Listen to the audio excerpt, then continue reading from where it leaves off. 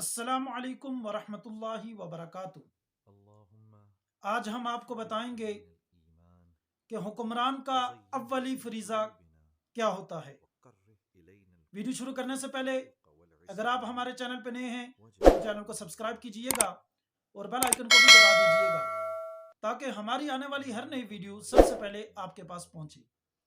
تو چلتے ہیں ویڈیو کی طرف، ویڈیو کو شروع کرتے ہیں۔ ایک بادشاہ تھا، وہ معمولی کپڑے کا قبا پہنتا تھا۔ ایک دن اس کے درباریوں میں سے ایک درباری نے اس سے کہا کہ بادشاہ سلامت، آپ تو خزانوں کے مالک ہیں، آپ کو تو ریشم کا قبا پہننا چاہیے، اور آپ کے لیے بہتر بھی یہی ہے، مناسب بھی یہی ہے کہ آپ ریشم کا قبا پہنیں۔ بادشاہ جو کہ نہایت عاقل تھا، عادل تھا، اس نے اس درباری سے کہا کہ مجھے بھی یہی خواہش ہے کہ میں ریشم کا قبا پہنوں، لیکن کیا کروں، یہ خزانہ میرا نہیں ہے، یہ خزانہ رعایا کا ہے، اور یہ ملک رعایا کا ملک ہے، اور میں بہتر یہ سمجھتا ہوں کہ میں اس خزانے کو فوج پر خرچ کروں اور فوج کو مضبوط کروں، وہ رعایا کی اور اس ملک کی حفاظت کرے۔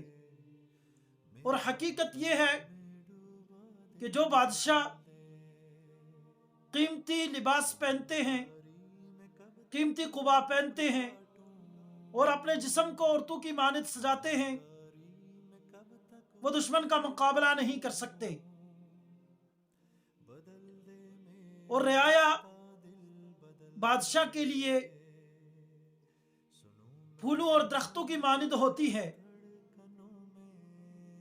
اور اس کی حفاظت کرنا، اس کی نگہداشت کرنا بادشاہ کا اول فرض ہے۔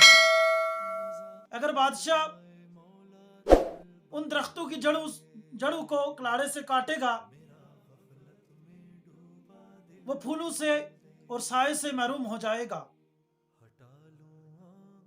اور شجاعت اور بہادری کی قسم کہ پوری دنیا کی حکومت بھی اس قابل نہیں کہ اس کے لیے کسی ناحق کا خون بہایا جائے۔ جاننا چاہیے کہ اللہ رب العزت نے جن لوگوں کو منصب حکومت عطا کیا ہے، انہیں سوچنا چاہیے کہ یہ منصب، یہ عہدہ ان کے پاس ایک امانت ہے، اور اس امانت کی حفاظت کرنا ان پر فرض ہے۔ امانت کی حفاظت کیسے ہوگی؟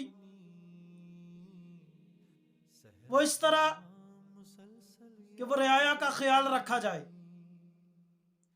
اور رعایا کے آرام کو اپنے آرام پر ترجیح دی جائے۔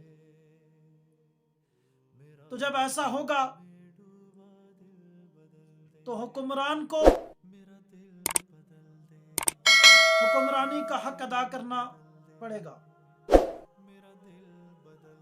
والسلام۔